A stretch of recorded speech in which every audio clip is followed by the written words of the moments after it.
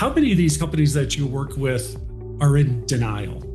You know, that they've been doing the same thing for so long that they're in a rut and maybe they don't even know it, but there is that sense of denial about what's really going on in their business. How much do you see that? And how do you address that? I see the form of denial more as a lot of times they know what it is, but it's a fear that they have. So instead of actually coming forth and saying, I'm afraid of what's going to happen here, right, they dig in emotionally and I should say dig in and express emotionally that, no, this is just not what this is. Right. The craziest one I ever experienced was I did a sales optimization study on this company. They were doing $50 million and they had an 82% turnover rate of their employee base per year. Wow.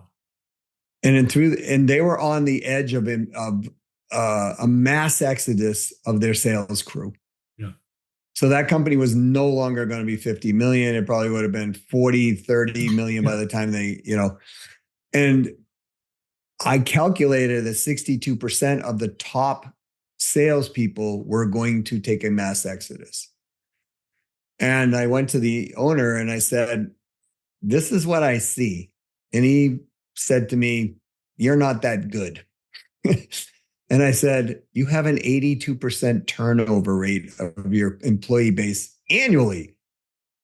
And he goes, well, hey, we're doing 50 million. I said, it's going to happen. He said, I don't think so. It was almost 4 weeks to the day. He called me and he goes, my salespeople are leaving in droves. Yeah. How did you know? I said, well, you just need to talk to the internal teams of people. And I said, you have 3 people there. I bet they're still there. And I named them. He goes, yeah, they're staying. I said, no wonder. They're torturing the rest of your whole sales team and your operations team and your fulfillment on this and customer service. And they're rude about it. Yeah. But, you don't see it. You don't want to see it, right? He goes, I see it now. Yeah. Because he had lost $2 million in 4 weeks. He saw the number starting to decline. Yeah. And he said, well, what do you think? I said, well, strap in. You're still got a ways to go. Yeah. And he goes, no. I need help. Right. And so I did help. We were able to get back over half the people who left. Oh, no kidding. Yeah. Which was amazing. That's huge. And then we put in the metrics-based system and we did training and all of that stuff that, we would do, Chris.